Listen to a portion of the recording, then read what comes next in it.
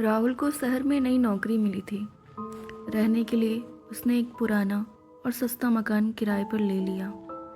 मकान थोड़ा सुनसान जगह पर था, लेकिन राहुल को लगा कि कुछ दिनों की ही बात है। मकान मालिक ने चाबी देते समय बस एक अजीब सी बात कही, ऊपर वाली मंजिल के आखिरी कमरे को कभी मत खोलना। राहुल को ये बात अजीब लगी, लेकिन उसने सोचा कि शायद वहाँ पुराना सामान रखा होगा। पहले कुछ दिन सब ठीक रहा, लेकिन चौथी रात अचानक राहुल की नींद खुल गई। उसे लगा जैसे ऊपर वाली मंजिल से किसी के चलने की आवाज आ रही हो। ठक ठक ठक।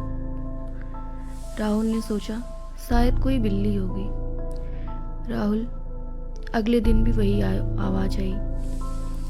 अब राहुल को भी डर लगने लगा और जिज्ञासा भी बढ़ने लगी। एक रात आवाज पहले से ज़्यादा तेज हो गई, जैसे कोई धीरे धीरे दरवाज़ा खटखटा रहा हो।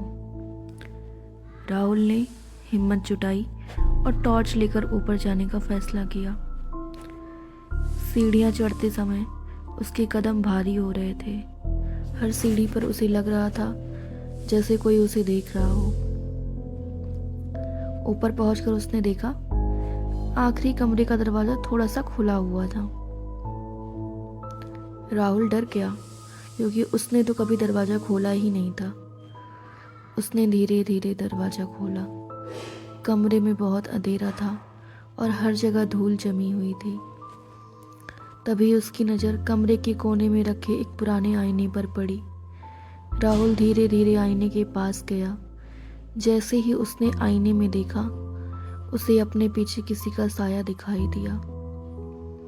राहुल तुरंत पीछे मुड़ा, लेकिन वहां कोई नहीं था। उसका दिल जोर जोर से धड़कने लगा। वह फिर आईने की तरफ देखा। इस बार आईने में जो चेहरा दिख रहा था वह राहुल का नहीं था। वह किसी अजनबी का चेहरा था, जो धीरे धीरे मुस्कुरा रहा था। अचानक राहुल के पीछे से एक धीमी आवाज आई, तुमने दरवाजा क्यों खोला? राहुल डर के मारे पीछे मुड़ा, लेकिन कमरे में कोई नहीं था। उसी समय कमरे का दरवाजा अपने आप बंद हो गया। राहुल ने उसे खोलने की कोशिश की, लेकिन दरवाजा नहीं खुला। फिर आईने से वही आवाज आई, अब तुम यहाँ से कहीं नहीं जा पाओगे। अगली सुबह पड़ोसी ने देखा मकान का दरवाजा खुला हुआ है, लेकिन राहुल कहीं नहीं था। जब लोगों ने ऊपर जाके उस कमरे को देखा, तो वहां से वह पुराना आईना था और आईने पर उंगलियों से लिखा था, अब अगला इंतजार।